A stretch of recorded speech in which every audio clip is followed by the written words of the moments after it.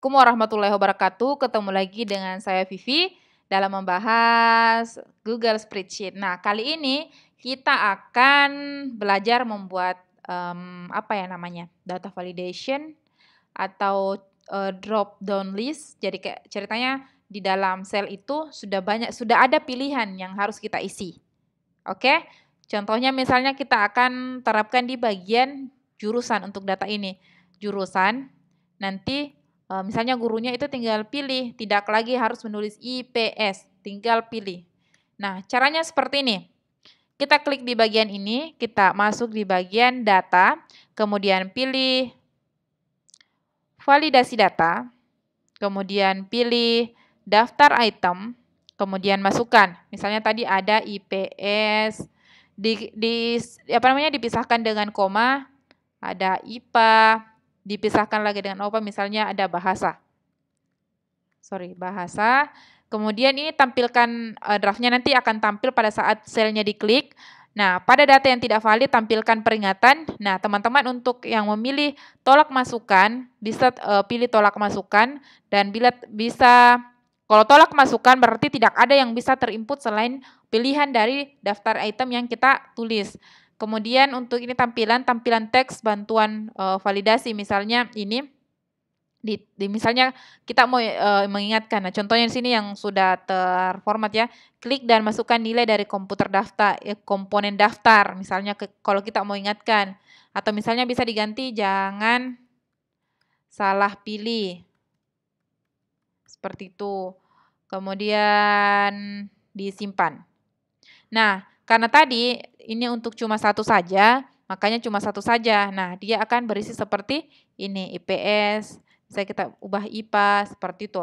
Nah, misalnya kita mau secara keseluruhan dari kolom H itu berisi seperti itu, kita masuk kembali ke validasi data, dan dia kan masih ada. Dulu saya mau contohkan, tampilkan, misalnya kita mau isi di sini penjas. Nah, dia menampilkan peringatan, masukan harus berupa item pada daftar yang ditentukan, seperti itu. Nah, misalnya kalau kita masukkan, di sini ya, misalnya kita masukkan di sini tolak masukan, nanti kita lihat hasilnya. Apa tadi yang saya mau pilih? Oh ya, ini cocok, tolak masukan. Ini. Nah, kita mau dia bukan hanya di H2 tapi semua H. Berarti kita klik H2 sampai H seterusnya, berarti titik 2, kemudian klik H, kemudian klik simpan. Nah, semuanya akan berisi seperti itu. Nah, kita bisa pilih di sini misalnya IPA. Misalnya kita mau tulis penjas.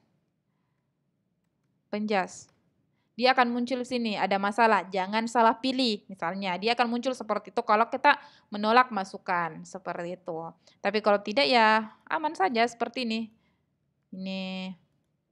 Ini mempermudah teman-teman pada saat menginput. Seperti itu. Bisa juga untuk absennya teman-teman, misalnya hadir, tidak hadir, seperti itu. Jadi sangat mempermudah untuk teman-teman yang mungkin sudah bekerja di sekolah atau di perusahaan yang ingin mendata seperti itu. Oke deh, semoga video ini bermanfaat. Sangat mudah kan untuk belajar drop down list atau membuat list di dalam kolom yang kita punya. Seperti itu.